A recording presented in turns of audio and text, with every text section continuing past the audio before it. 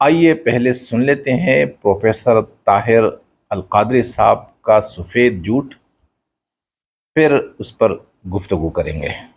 اس درجے تک بھی کئی لوگ پہنچے کہ جب حالت نماز میں حضور کو سلام کرتے ہیں یا نبی السلام علیک، تو تھوڑی دیر چپ کر جاتے ہیں۔ خدا کی قسم، میری بات سن لو، اس سے زیادہ کچھ نہیں کہوں گا۔ ایسے لوگ ہیں جب حضور پر سلام کرتے ہیں نماز میں تو انہیں حالت نماز میں مصطفیٰ کے سلام کا جواب آتا ہے، جواب آتا ہے مصطفیٰ کا۔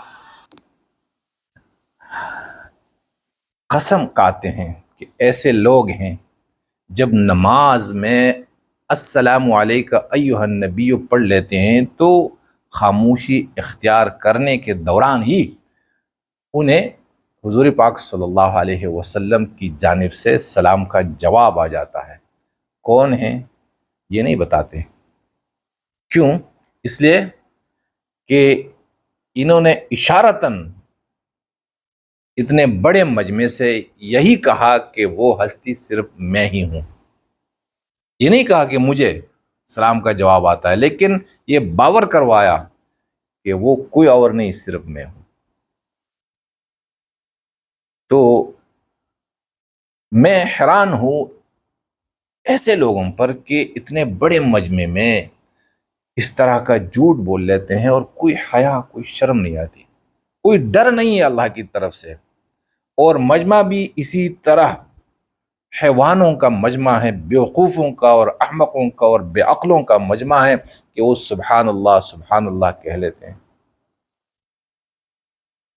کبھی کسی نے نہیں کہا کہ حضرت اگر حضور پاک صلی اللہ علیہ وسلم کی طرف سے آپ کو سلام کا جواب پاکستان میں آ جاتا ہے تو پھر یہ ضروری ہے کہ جب مسجد نبوی میں امام صاحب نماز پڑھاتے ہیں، مسجد نبوی کی جتنے امام ہیں جب وہ نماز پڑھاتے ہیں اتنے بڑے مجمع میں، تو انہوں نے تو کبھی یہ دعویٰ نہیں کیا کہ جب ہم مسجد نبوی میں نماز پڑھاتے ہیں تو السلام علیکہ ایھا النبی کے جواب میں روضہ جو بالکل چند گز کے فاصلے پر ہیں وہاں سے ہمیں جواب موصول ہو جاتا ہے۔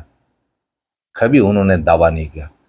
اب یہ لوگ یہی کہیں گے کہ بھائی وہ تو وہابی ہیں، وہ تو گستاخ رسول ہیں، وہ تو مسلمان ہی نہیں ہے، اس لیے انہیں جواب نہیں ملتا۔ اب پاکستان میں ایسے لوگوں کو کیوں نماز کے اندر جواب مل جاتا ہے؟ بھائی ہم عاشق رسول ہیں۔ تو میرے بھائی، جب حضور پاک صلی اللہ علیہ وسلم آپ پر سلام بیچ سکتے ہیں اور نماز کے دوران تھوڑی دیر میں وہاں سے جواب بھی بیچ سکتے ہیں، جواب بھی آ جاتا ہے، تو کیا آپ صلی اللہ علیہ وسلم مسجد نبوی کے اماموں کو مسجد نبوی سے نہیں بھگا سکتے؟ مسجد نبوی کو ان وہابیوں سے اور ان گستاخوں سے، ان کافروں سے خالی نہیں کروا سکتے؟ کیا مدینے کے گورنر اور سعودی کے بادشاہ کو یہ حکم نہیں دے سکتے کہ بھائی انہیں نکال دو، یہ میرے بندے نہیں ہیں، بھائی جا کے پروفیسر طاہر القادری کو بلاؤ تاکہ بس یہاں نماز بھی پڑھائیں اور تکلیف نہ ہو، بس جب بھی وہ سلام کہے تو میں جواب دوں گا اور سنیں گے بھی۔ تو کسی عالم نے یہ دعویٰ نہیں کیا، اور جتنا جھوٹ ہمارے پاکستان، انڈیا اور بنگلہ دیش میں بولا جاتا ہے، جو بعض مذہبی لوگ بولتے ہیں، اتنا جھوٹ کسی دنیا میں ہم نے نہیں دیکھا۔ کیوں؟ اس لیے کہ ہمارے ہاں، ہمارے معاشرے میں جو سچ کہتا ہے اسے کوئی نہیں سنتا۔